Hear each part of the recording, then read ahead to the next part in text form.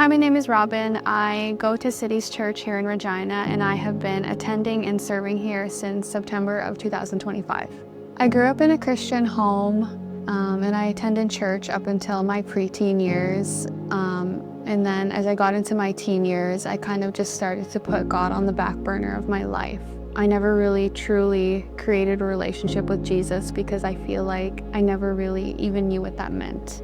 I inevitably slipped into the average teen experience of just dating and parties, and I never really gained any true friendships or a sense of identity. This continued into my early adult life when I moved away from home at 18 to start university.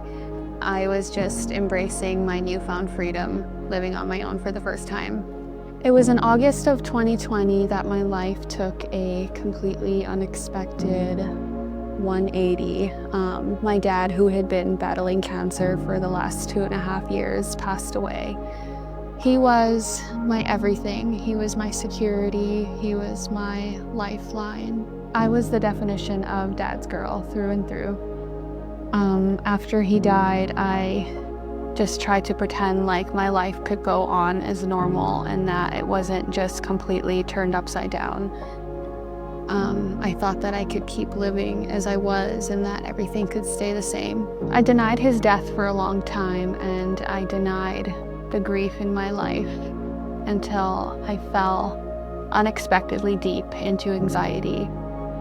I wasn't eating, I wasn't sleeping. My university GPA was dropping. Any friendships I had deteriorated. But because I was still a believer through all of this, I knew it was the enemy. I knew that he was trying to steal my life and keep me shackled in fear. Through it all, I began to cry out to God to save me from the suffering. When I look back on that time, I truly believe and see that the Lord was with me. In Genesis 50:20, the Bible teaches that what the enemy meant for evil, God will use for good. I know he saved me. Every area of my life has changed. My GPA got better and I graduated university. My habits changed. I started reading my Bible more. Even my grief changed. Slowly and surely, all of the anxiety started to fade. The God who was once on the back burner of my life became the forefront. And the anxiety may have tried to take my identity, but God said, "You are mine." And I may have lost my dad, but I found a father in Jesus. I knew my next step was baptism and finding a church to belong to. I started praying, and one day in September of 2025, I saw an ad on social media for a place called Cities Church. When I attended that first launch party and I heard the message that Pastor Ben gave, I knew it was the place for me. Since serving at Cities Church, the team here have been so intentional and so selfless, and it truly feels like home.